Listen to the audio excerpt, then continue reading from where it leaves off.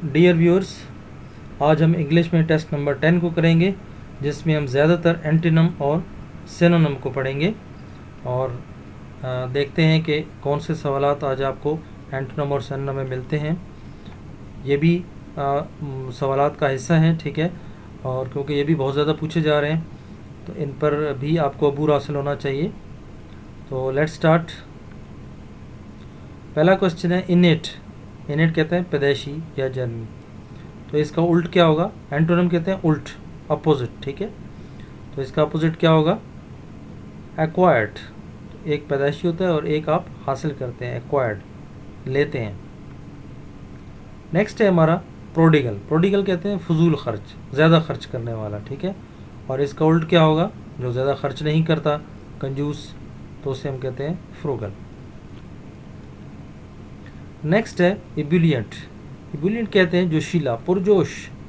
अब एक बंदा पुरजोश होता है और दूसरा बड़ा जनाब कहते हैं बुझा बुझा, ठीक है, तो उसे कहते हैं रेस्ट्रेंट, ठीक है, रेस्ट्रेंट, पैसिव जिसे हम कहते हैं, या बुझा।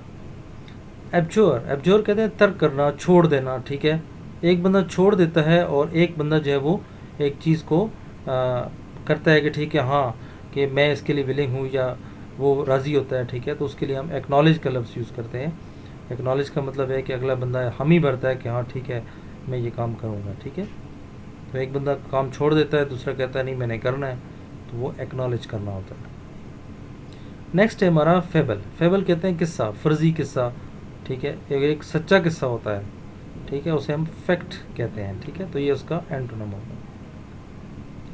नेक्स्ट है हमारा कैटाक्लिज्म। कैटाक्लिज्म जो है सियासी या समाजी इनकलाब, ठीक है, तो इसकी उल्ट जो होगा वो क्या होगा? पीस, अमन, ठीक है। एक सियासी इनकलाब होता है और एक दूसरी तरफ अमन होता है। नेक्स्ट हमारा क्वेश्चन है हूट। हूट कहते हैं हुल्लड़बाजी करना, नारे लगाना, ठीक है, आवाज़ें निकालना। तो जैसे नॉर्मल हम कहते हैं ना वो हूटिंग कर रहा है, ठीक है, जब स्टूडेंट्स हूटिंग करते हैं तो ये हूटिंग वो वाला हूटिंग है, ठीक है। तो एक हूटिंग करता है और दूसरा बंदा जो वो हमें रिस्पेक्ट देता है, ऑनर, ठीक है, इसका उल्ट होगा ऑनर। नेक्स्ट है जॉर्गन। जॉर्गन कहते हैं वो बोली जो समझ में ना आए, ठीक है, तो फिर वो बोली जो हमें समझ आए उसका उल्ट ये होगा, तो वो प्रॉपर एक लैंग्वेज होती है, तो इसलिए हम उसका जवाब होगा लैंग्वेज। बीविच। बीविच कहते हैं जादू करना, जादू होना, ठीक है, एक बंदा जादू करता है और दूसरा बंदा जो है वो डिसेंटेंट, ठीक है, डिसेंटेंट, तो जादू नहीं करता, ठीक है, वो इन चीज़ों से मुबारा होता है। हम्प। हम कहते हैं अफसरदा करना, तकलीफ़ देना, एक बंदा तकलीफ़ देता है और दूसरा जो है वो डिप्रेशन, क्या कहते हैं कि जहनी तकलीफ़ देता है, ठीक है, तो ये हमने एंटोनिम देखना है, ठीक है, डिप्रेशन। लिस्टलेस। लिस्टलेस कहते हैं गौफिल, बेपरवाह, और दूसरा जिसे परवाह होती है उसके लिए हम लफ्ज़ यूज़ करते हैं एक्टिव। एक्टिव बंदा जो है वो तभी एक्टिव होता है ताकि उसे हर चीज़ का इल्म होता है कि कौन सी चीज़ हो रही है उसके इर्द गिर्द या कौन सी होनी है, तो वो हर चीज़ के साथ इन टच रहता है, तो ये इसका करेक्ट आंसर है। नेक्स्ट है एजाइल। एजाइल कहते हैं फुर्तीला, तेज़, चालाक, और इसका उल्ट क्या होगा कि जो बड़ा स्लो चलता हो, ऐसा चलता हो, ठीक है, फुर्तीला ना हो। नेक्स्ट है नेचर, कुदरत, ठीक है, एक कुदरत होती है और एक हम नेग्लेक्ट, ठीक है, जिसे हम इग्नोर कर देते हैं। नेक्स्ट है एब्जुरेट, सख्त दिल, हट धर्म, एक सख्त दिल होता है और एक नरम दिल होता है, उसे कहते हैं यील्डिंग, ठीक है, कुछ न कुछ आपको देने वाला।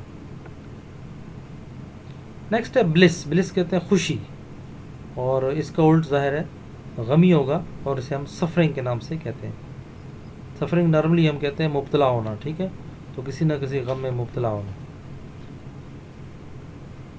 मैकब, हैबतनाक, ड्रोना, एक चीज़ ड्रोना होती है और दूसरी चीज़ आपको बहुत अच्छी लगती है, उसके लिए हम क्या लफ्ज़ यूज़ करते हैं? अट्रैक्टिव। नेक्स्ट है नॉलेज, इल्म, ठीक है, तो दूसरा एक के पास नॉलेज होता है और एक बिल्कुल जहल होता है, तो जहालत कहाँ पे होती है? इग्नोरेंस, उसके लिए हम वर्ड यूज़ करते हैं इग्नोरेंस।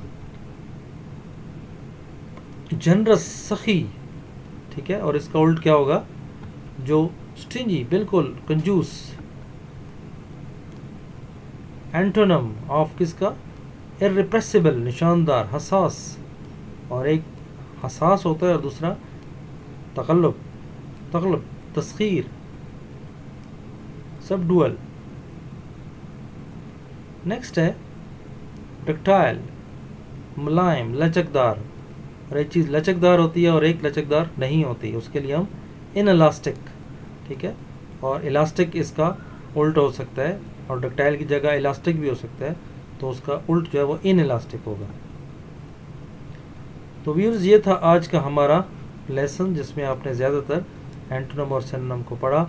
उम्मीद है कि आपको समझ आ गया होगा। फिर भी कोई ऐसा लफ्ज़ जो आपको समझ ना आया हो तो आप कमेंट्स में लिख सकते हैं।